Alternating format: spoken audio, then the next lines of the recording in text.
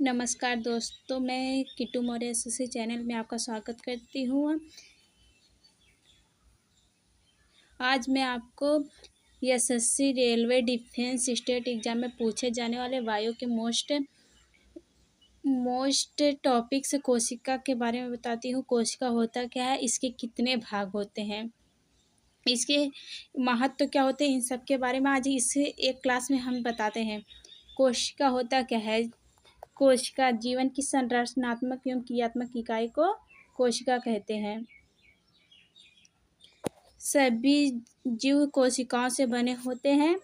कोशिका जीवों की सबसे छोटी जीवित इकाई होती है। शरीर की सभी क्रियाएं कोशिकाओं द्वारा संपन्न होती हैं। कोशिका की खोज 1665 में रॉबर्ट हुक ने की थी। इसके बाद आते हैं हम लोग कोशिका की खोज एवं कोशिका का सिद्धांत। कोशिका की खोज किसने की थी और कोशिका का सिद्धांत का प्रतिपादन किसने किया था, कोशिका के सिद्धांत को किसने दिया था। तो कोशिका की खोज कोशिका की खोज 1665 में अंग्रेजी वैज्ञानिक रॉबर्ट हुक ने की थी। यहाँ पे देख सकते हैं आप लोग, उन्होंने कार्क के पतले टुकड़ों को सूक्ष्मदर्शी में देखा तो उन्हें छोटे छोटे खाने जैसे ढांचे दिखाई दिए, जिन्हें सेल का नाम दिए। इधर है कोशिका सिद्धांत दो वैज्ञानिकों द्वारा दिया गया है। पहले हैं स्लाइडेन, दूसरे हैं शॉन। स्लाइडेन ने इसे सिद्धांत का प्रतिपादन 1810 से 1882 ईस्वी में किया था। सभी जीव एक या एक से अधिक कोशिकाओं से बने होते हैं। जिस प्रकार हमारा शरीर, जिस प्रकार घर को ईंट से जोड़कर बनाया जाता है, उसी प्रकार कोशिकाएं मिलकर आपस में शरीर का निर्माण करती हैं। कोशिका जीवन की संरचनात्मक एवं क्रियात्मक इकाई होती है। नई कोशिकाएं केवल पूर्ववर्ती कोशिकाओं से ही बनी होती है। इसके बाद हम लोग देखते हैं कि कोशिका के कितने भाग होते हैं। तो कोशिका के दो भाग होते हैं। पहला होता है प्रोकैरियोटिक कोशिका। प्रोकैरियोटिक कोशिका किसे कहते हैं, इसकी मुख्य विशेषताएं क्या होती हैं, इसके महत्वपूर्ण टॉपिक्स इसमें भी दिए गए हैं। तो हम देखते हैं कि प्रोकैरियोटिक कोशिका क्या होती है। जिन कोशिका के दो मुख्य भाग होते हैं, प्रोकैरियोटिक कोशिका और यूकैरियोटिक कोशिका। इसके पहले हम लोग प्रोकैरियोटिक कोशिका देखते हैं। प्रोकैरियोटिक कोशिका किसे कहते हैं, जिन कोशिकाओं में स्पष्ट केंद्रक नहीं होता उन्हें प्रोकैरियोटिक कोशिका कहते हैं। प्रोकैरियोटिक कोशिका की मुख्य विशेषताएं क्या होती है, इनमें स्पष्ट केंद्रक नहीं होता, इनमें झिल्लीबंद कोशिकांग नहीं होते, इनका आकार छोटा होता है, 1 से 10 माइक्रोन के बराबर होता है। इसका डीएनए न्यूक्लियॉइड क्षेत्र में पाया जाता है। इसमें 70 राइबोसोम से पाए जाते हैं। इनमें कोशिका भित्ति होती है। इसका विभाजन द्विखंडन द्वारा होता है।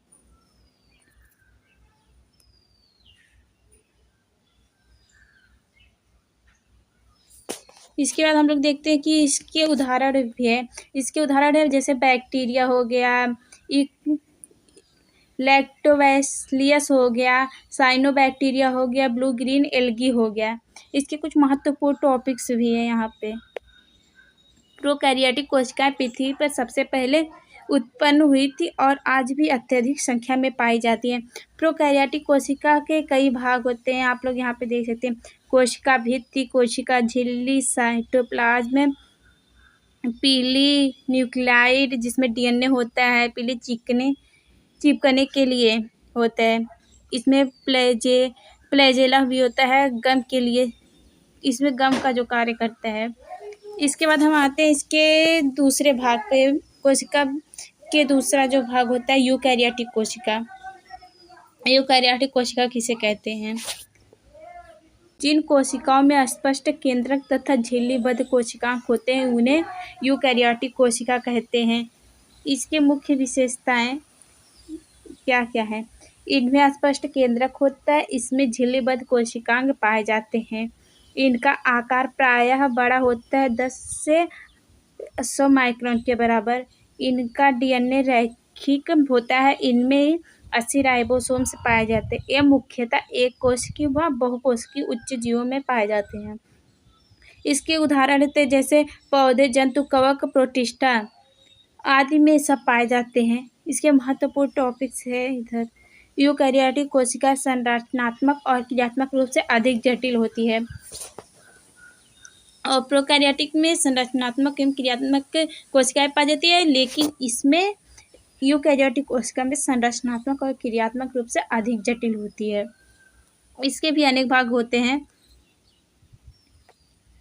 देख सकते हैं आप लोग। इसके भी अनेक भाग होते हैं। केंद्रक, नाभिकीय, mitochondria, reticulum, Golgi body, ribosomes, lysosomes, कोशिका झिल्ली, कोशिका द्रव्य। तो केंद्रक जो होता है वो कोशिका का नियंत्रण केंद्र होता है। जो नाभिकीय होता है वो राइबोसोम्स बनाने में सहायक होता है।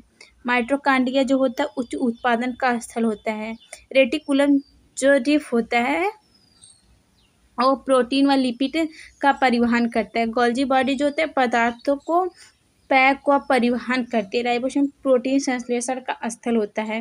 इसके अनेक लाइसोसोम्स जो होता है अपशिष्ट पदार्थों को नष्ट करता है।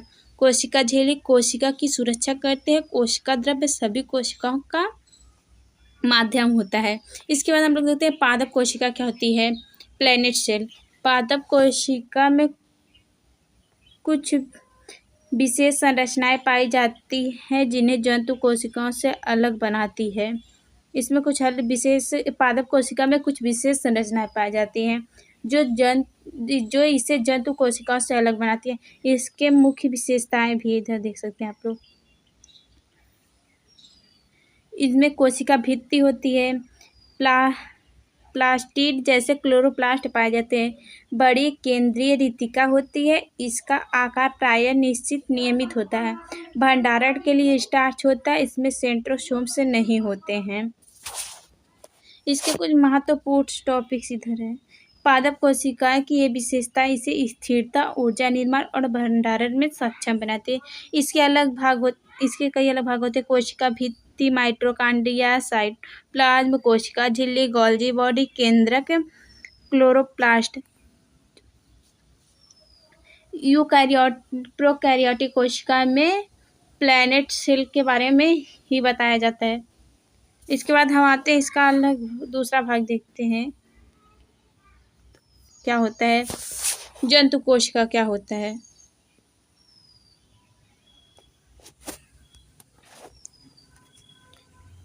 जंतु कोशिका वह कोशिका है जो सभी जंतुओं के शरीर का निर्माण करता है।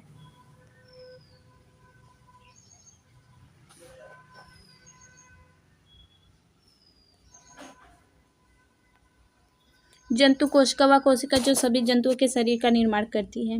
इसकी कुछ मुख्य विशेषताएं हैं। इनमें कोशिका भित्ति नहीं होती। इसमें प्लास्टिड नहीं पाए जाते। इनमें छोटे अनेक केशिकाएं होती है। केंद्रक का सामान्य केंद्र में स्थित होते हैं।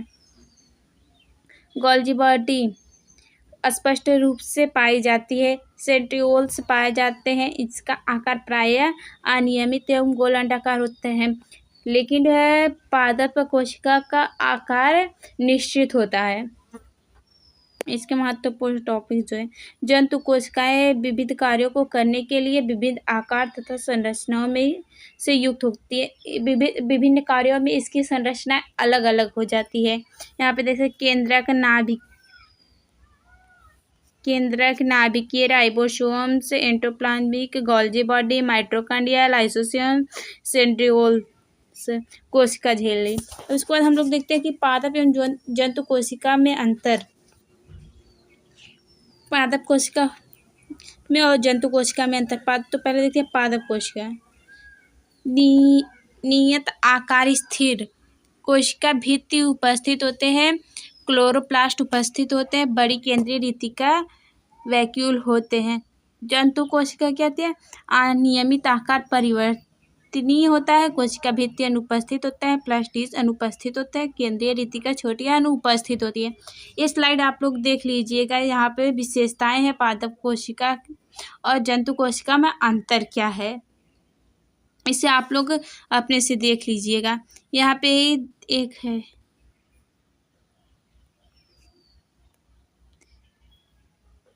यहाँ पे पादप कोशिका में कोशिका भित्ति टीज और बड़ी केंद्रीय रीतिका पाई जाती है, जबकि जंतु कोशिका में ये तीनों अनुपस्थित होते हैं तथा सेंट्रिओल्स व लाइसोजाइम अधिक होते हैं।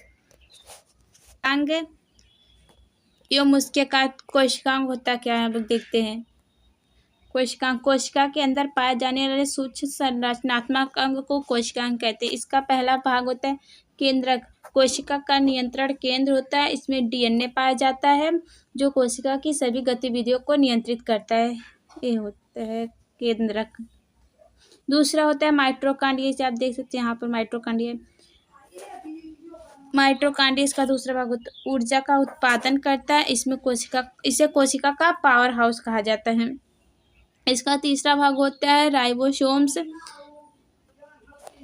प्रोटीन का निर्माण करते हैं, यह रफ या स्वतंत्र रूप में पाए जाते हैं। इसका चौथा भाग होता है गोल्जी बॉडी, जो इधर देख सकते हैं आप लोग, पदार्थों का पैकेजिंग, संशोधन और स्राव करती है। इसे कोशिका का पैकेजिंग सेंटर कहा जाता है। इसका पांचवा भाग होता है रेटिकुलम, पदार्थों का परिवहन करता है। यह दो प्रकार का होता है, रफ और स्मूथ। इसके केंद्रक के चारों तरफ पाया जाता है।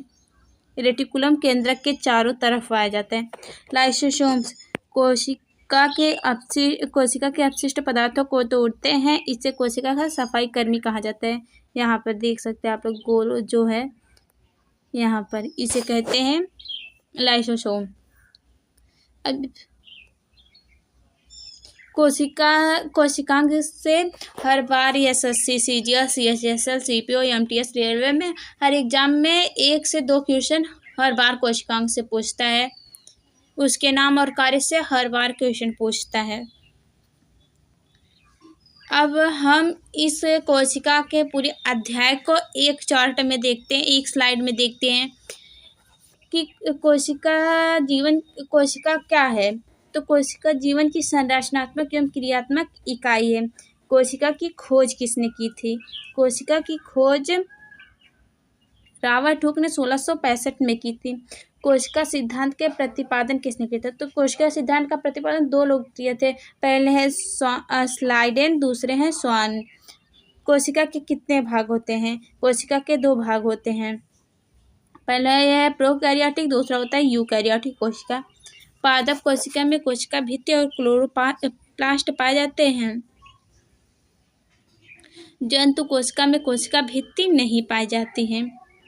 यह सभी SSC, CGL, CHSL, CPO, railway या अन्य प्रायोगिक परीक्षाओं में इस अध्ययन से हर वर्ष प्रश्न जरूर पूछे जाते हैं। जैसे कि मैं आगे बताई कि इस टॉपिक से हर बार प्रश्न पूछे जाते हैं, हर ईयर।